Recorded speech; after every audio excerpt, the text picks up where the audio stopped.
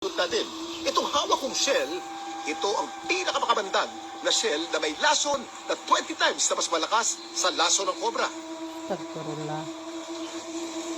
Ang tawag sa shell na to ay Conus geographus o geographic shell. Meron tong sibat na lumalabas dito. At itong sibat na to ay pag tumusok sa iyo, ang lason nito ay talagang mamamatay ka pagkatapos ng 1 oras hanggang 5 oras lamang.